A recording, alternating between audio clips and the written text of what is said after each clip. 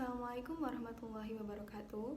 Kami dari kelompok 4 kelas IKMD angkatan 2023 akan mempresentasikan hasil diskusi kami artikel yang berkaitan dengan hal-hal yang mempengaruhi daya pikir lansia.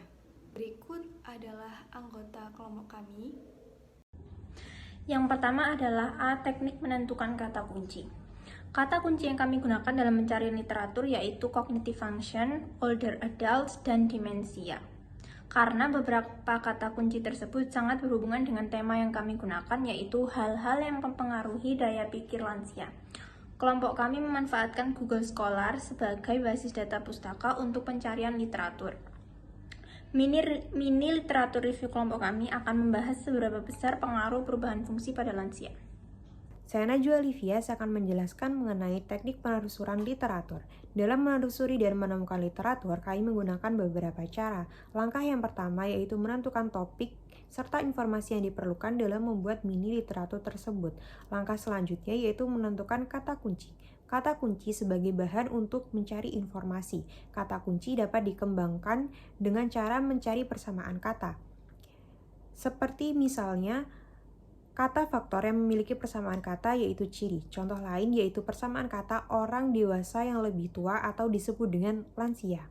Gerontologi dapat diartikan dengan ilmu mengenai proses maupun efek penuaan. Setelah mendefinisikan dan mengembangkan kata kunci, langkah selanjutnya yaitu mencari jurnal pada Google Scholar. Serta hal lain yang perlu diperhatikan adalah mengevaluasi sumber informasi yang digunakan. Baik, perkenalkan nama saya Sifinin Aprilia, izin mempresentasikan tugas biomedi kami dari kelompok 4, yaitu tentang poinnya tentang apakah yang Anda baca jurnal atau terbitan berkala ilmiah, atau working paper, manuskrip yang telah diaplikasi, dokumen yang dikeluarkan oleh badan lembaga pemerintah, buku atau bab buku dalam bunga rampai, bagaimana cakupannya, apakah di konteks kultur, lokasi, geografis tertentu. Berdasarkan jurnal 1, kami memilih makalah ilmiah yaitu tentang diabetes tipe 2 sebagai faktor risiko gangguan kognitif wawasan saat ini. Dari makalah ini tidak mereferensikan buku atau bab pasal apapun. Kemudian juga jurnal ini memiliki intervensi klinis dalam penuaan mencakup topik yang berkaitan dengan penuaan fungsi kognitif, demensia, dan juga manajemen diabetes.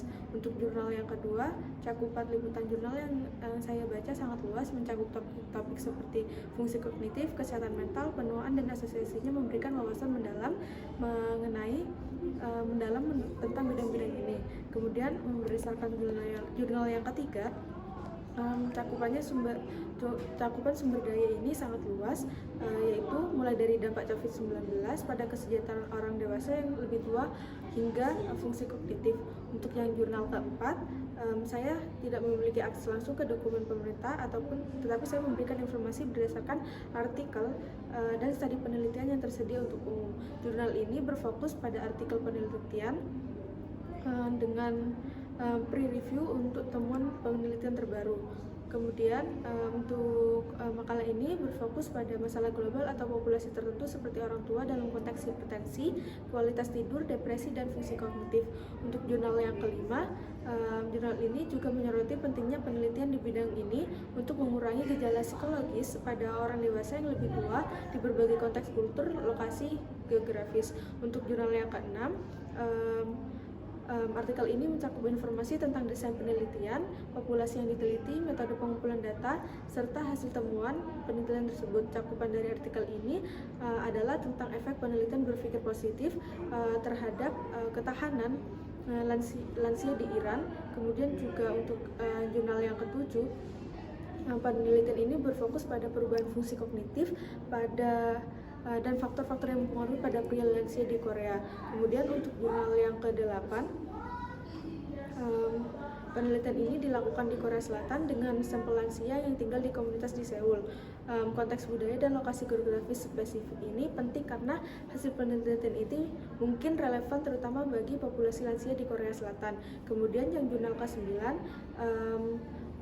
penelitian ini menyoroti pentingnya intervensi untuk mempertahankan dan meningkatkan fungsi kognitif pada orang tua serta hubungan antara kesehatan mental dan fisik dengan kognitif. Kemudian untuk jurnal yang terakhir yaitu jurnal ke-10, studi ini menyoroti potensial probiotik dalam mempromosikan kesejahteraan mental dan mengurangi penurunan kognitif yang terkait dengan usia dan gangguan suasana hati pada orang dewasa yang lebih tua. Kemudian untuk poin D, apa tesis atau problem statement atau pernyataan penelitian yang kami gali dari literatur yang kami baca. Dari jurnal yang pertama, ini mengkaji tentang kadar glukosa darah yang optimal untuk mempertahankan kognitif pada pasien diabetes mellitus tipe 2. Kemudian yang jurnal kedua yaitu tentang aspek-aspek bermasalah yang menggarisbawahi kompleksitas gejala-gejala distres pada usia lanjut dan gangguan kognitif pada orang dewasa. Kemudian untuk problem yang ketiga yaitu tentang penelitian yang dilakukan dalam studi untuk bertujuan menyelidiki dampak pandemi COVID-19 terhadap kualitas tidur dan kognitif lansia. Yang jurnal keempat itu membahas tentang peran mediasi kualitas tidur dan depresi dalam hubungan antara hipertensi dan fungsi kognitif. Kemudian jurnal yang kelima, kami melibatkan intervensi pikiran tubuh atau MBI yang melibatkan gerakan meditasi terhadap hasil kesehatan psikologis yang relevan. Kemudian untuk jurnal yang ke-6, problemnya yaitu tentang pertanyaan masalah mengidentifikasi efek kumulatif dari kesulitan dan ketidakbahagiaan terhadap kepuasan hidup dan kualitas hidup di kalangan lansia. Kemudian untuk jurnal yang ke-7, penulis menyelidiki perubahan dan faktor-faktor yang mempengaruhi kognitif pada pria Korea yang lebih tua menggunakan data dari 1543 pria lanjut. Kemudian untuk jurnal yang ke-8, kami penelitian ini menemukan karakteristik yang berhubungan dengan SJD dan fungsi kognitif. Kemudian untuk yang ke-10 yaitu jurnal ke-9, masalah ini ringkasan yang disediakan adalah dampak pandemi COVID-19 pada usia lanjut. Kemudian untuk yang ke-10, problem yang ada di sini adalah masalah tentang konsumsi probiotik pada kesehatan usus dan otak pada orang dewasa yang lebih tua di atas usia 65 tahun dalam uji klinis multisenter secara acak, tersamar ganda, terkontrol placebo dan terkontrol placebo. Terima kasih. Keterkaitan antara konsep-konsep kunci, di mana kata kunci yang kami gunakan yaitu cognitive function older adults. Nah, hubungan antara konsep-konsep kunci yaitu beberapa faktor yang mempengaruhi fungsi kognitif orang tua dengan lanjut usia, yaitu pendidikan, tempat tinggal, ekonomi, kesehatan. Nah, penurunan fungsi kognitif yang terjadi pada lansia ditandai dengan adanya tanda dan gejala seperti gangguan memori, perubahan persepsi, masalah dalam berkomunikasi, penurunan fokus, perhatian, dan hambatan dalam melaksanakan tugas harian, terutama terhadap kondisi kesehatan yang sangat berpengaruh. Diketahui banyak penyakit yang rentan terkena pada orang lansia. Hal tersebut bisa disebabkan oleh pola hidup, kebiasaan, makanan, aktivitas, pikiran, kondisi lingkungan, dan sebagainya. Hal ini dapat diatasi dengan beberapa cara untuk mencegah, mengatasi, dan mengobati fungsi kognitif pada orang tua usia lanjut. Baik, saya akan menjelaskan mengenai poin F. Berdasarkan 10 jurnal yang telah disajikan, secara umum latar belakang penelitian ini untuk mengetahui hal-hal yang mempengaruhi daya pikir lansia. Gangguan kognitif ringan atau MCI pada lansia umumnya terjadi terutama pada usia 65 tahun ke atas. Tantangan lansia terbukti dengan meningkatnya jumlah pasien demensia. Potensi probiotik untuk kesehatan otak lansia berpotensi memperbaiki gangguan kognitif dan mental. Upaya untuk menjaga kesehatan kognitif dan mental lansia sangatlah penting, terutama dengan populasi yang menua. Penelitian tentang pencegahan dan pengobatan demensia termasuk potensi probiotik perlu terus dilakukan. Meningkatkan kualitas hidup lansia juga penting dengan mengatasi rasa kesepian dan depresi. Selanjutnya yaitu setting tempat studi.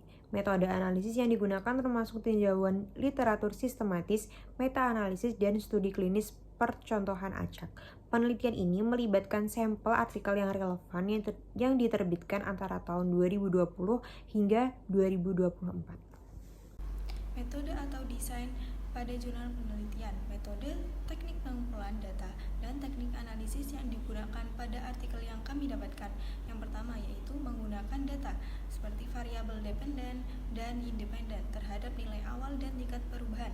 Yang kedua yaitu pendekatan cross-sectional. Yang ketiga yaitu uji coba terkontrol, uji klinis, multi-center. Yang keempat yaitu analisis korelasi, analisis statistik, dan survei deskriptif dan kuesioner. H yaitu penyajian dan penginterpretasian data. Berdasarkan 10 artikel yang kelompok kami gunakan, terdapat penggunaan berbagai bentuk teknik analisis data seperti tabel dan grafik dalam menginterpretasikan data atau hasil yang mereka dapatkan. Beberapa dari jurnal tersebut menjelaskan tabel setiap variabel atau karakteristik. Salah satu penelitian menemukan bahwa fungsi kognitif sangat berhubungan dengan usia dan aktivitas kognitif. Peneliti tersebut juga menyimpulkan bahwa fungsi kognitif sebagai variabel dependennya. Jurnal lain memberikan pelatihan berpikir positif yang menghasilkan peningkatan yang signifikan dan diinterpretasikan oleh peneliti melalui grafik.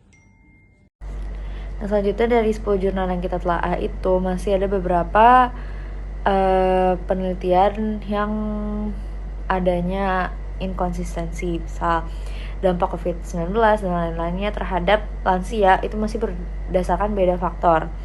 Meskipun pandemi ini memang berdampak signifikan terhadap perubahannya kesejahteraan, tingkat aktivitas, dan pola tidur terhadap lansia, namun masih sedikit yang melaporkan bahwa adanya perubahan fungsi kognitif terhadap lansia selama pandemi. Nah, dan beberapa jurnal lainnya itu tidak ditemukan adanya inkonsistensi sehingga hasilnya secara konsisten menyoroti efek mediasi kualitas tidur dan hal-hal lainnya terhadap hubungan antara hipertensi dan fungsi kognitif orang dewasa atau lansia.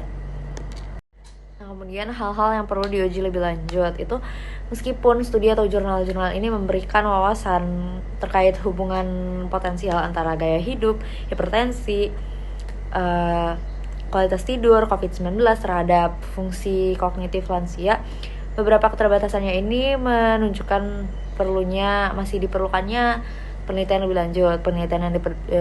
Penelitiannya membutuhkan metodologi yang lebih kuat, sampel yang lebih besar, dan tentunya desain longitudinal karena kita perlu memberikan bukti yang lebih definitif dan mengklarifikasi hubungan kompleks antara variabel-variabel ini.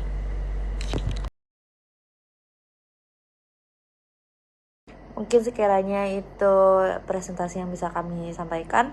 Kurang lebihnya mohon maaf. Wassalamualaikum warahmatullahi wabarakatuh.